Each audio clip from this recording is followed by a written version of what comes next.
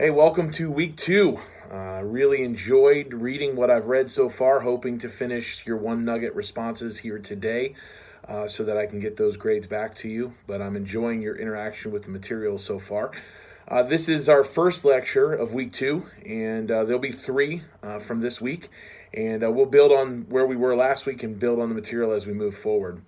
So we're going to pick up where we left off last week and try to build on the information we shared. At this point, you've watched the video, or you should have watched the video, of Reverend Jeremiah Wright and have been forced to wrestle with his message that difference does not mean deficient. That message is a great setup for this particular lecture. So I want to recap just a little bit. At this point, you've journeyed through the danger of a single story, which is essential as we begin to navigate the chasm that exists between people as they attempt to span the cross-cultural distance that often divides us. You've looked at the hegemonic stances of white Western European thought, the unavoidability of cross-cultural engagement in the world in which we live, and the call to dispossess ourselves of our blatant and often perverse use of power. The call at the end of last week was to enter into what we call kenotic living, born of the incarnation of Jesus Christ. But this week I want to begin by considering the dynamics that make that kenotic living very difficult, that dispossession of power that makes the crossing of the chasm seem impossible at times. And during this lecture, we're really gonna focus in on four elements. One, ignorance of one's cultural and historic location. Two, preconceived ideas shaped by slanted storytelling. Three, implicit bias. And four, assertion and deference. So I want to look at first the ignorance of one's cultural and historic location.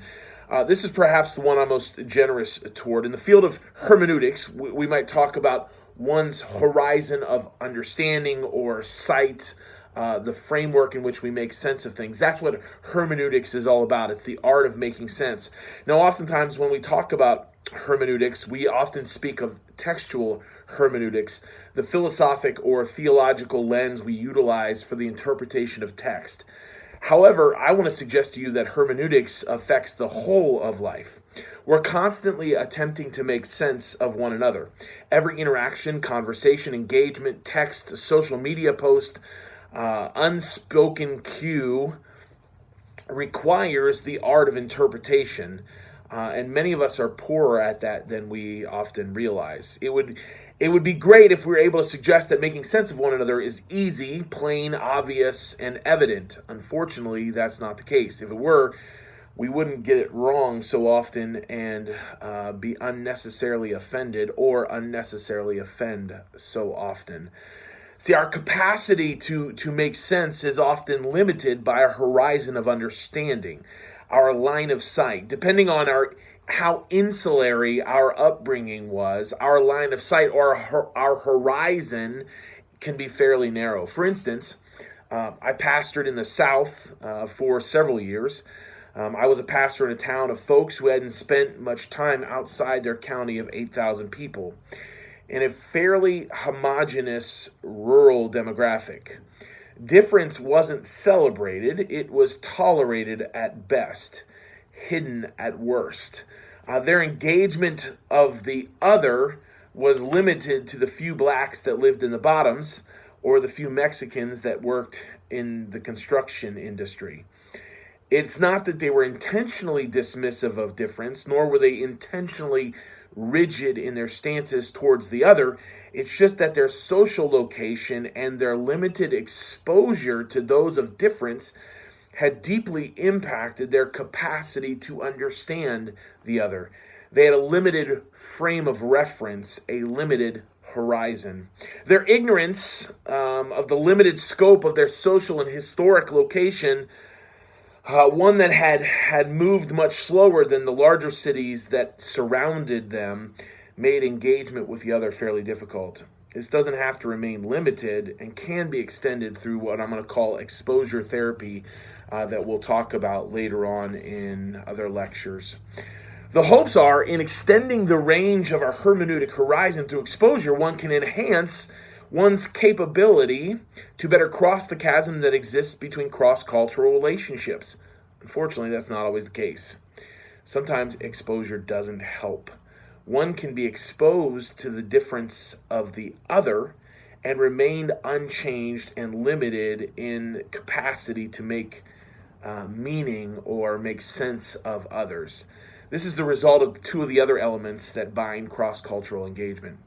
Preconceived ideas shaped by slanted storytelling can greatly impact this process.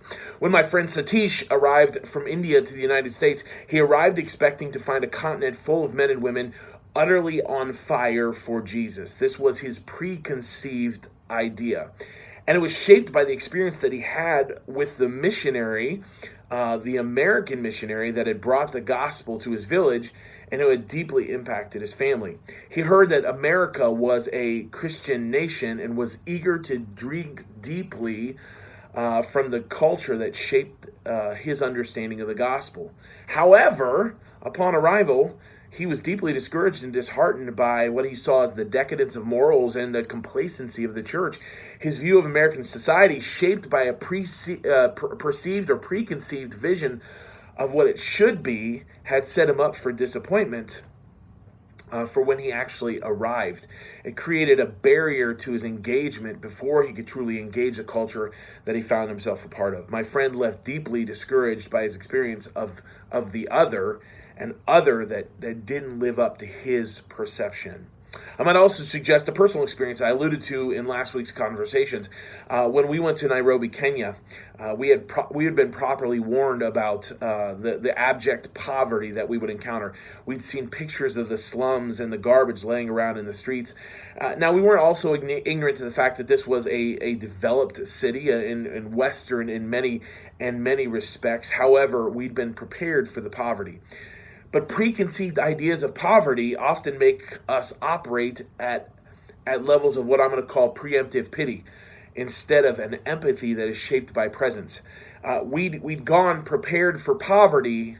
However, our preconceived ideas had limited our capacity to anticipate or even celebrate on the front end the industrious creativity of the people in those poorer areas. And they were an industrious bunch. Now, I want to caution us here. One ought not swing too far toward the other side of the pendulum, where then we begin to romanticize or celebrate the poverty that makes people industrious. Systemic poverty is debilitating and dignity stealing in any culture. Hunger is hunger anywhere and everywhere, and we need to recognize that even as we begin to understand the complexity of the cultures that we find ourselves in. Perhaps the most insidious of the elements, because it lies just below the surface, has been shaped either by ignorance of our social location or hardened resistance toward the other and difference. It's a term that has gained traction in the recent years, and it's implicit bias. Implicit bias is that which already internally shapes a disposition towards the other, their being, their problems, or their place in the world. These are the assumptions that often are shaped by a sense of personal or communal superiority, and oftentimes we're even unaware of how deeply that works in our lives. See, implicit bias checks where the doors are each and every time someone walks in with a hijab, a long beard, or a burqa. Implicit bias assumes the laziness of the poor black folk in the ghetto, unwilling to see the decades of systemic abuses that have crippled opportunity, redistrict education, tax, and voting lines, and failed to recognize our policies of mass incarceration as contributing to the despair found in the ghettos.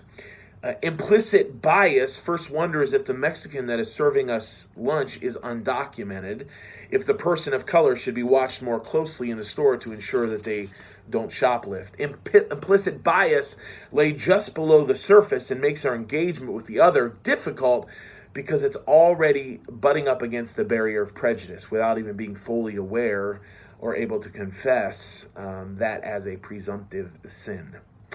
The fourth and final element that I want to suggest becomes a barrier, and one that I believed Law will help us with in the book that he has for us in this class has to do with power and cultural dynamics that, if we're not attended to, are difficult to negotiate well. And I call this assertion and deference. Let me explain. Assertion is the power to insert oneself or one's community into a perceived need for the sake of fixing a situation, problem, or leading an initiative. Okay? Let me say that again. Assertion is the power to insert oneself or one's community into a perceived need for the sake of fixing a situation or problem or leading an initiative.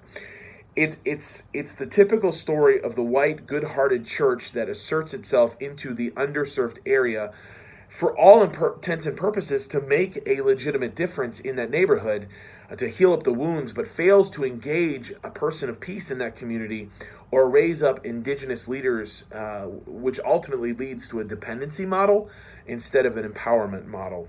Assertion is what happens in rooms full of leaders when those who have the perceived power run roughshod over the group, failing to recognize that their silence wasn't acquiescence to an idea or just plain ignorance of the idea, but the uncertainty of being the voice of the other, one whose voice needs to be heard but won't often be asserted. And deference happens in cultures when hierarchical relationships are either assumed or explicit, when those deemed further down the social or political chain defer to those who have the assumed power in the room, even if those with the assumed power are wrong. Both deference and assertion, though not often intended, can subtly erode trust between those in the room, create tensions of dismissiveness or non-participation, or miscontributions from the voice of the other. These are essential in keeping in mind when navigating the terrain ahead. This concludes this lecture, in which we've looked at 4 elements that complicate our cross-cultural engagement by limiting the horizon of understanding. Only in extending that horizon and doing so in ways conducive to relationships that move toward friendship can we be prepared for a broadened capacity to engage, understand, and embrace the other.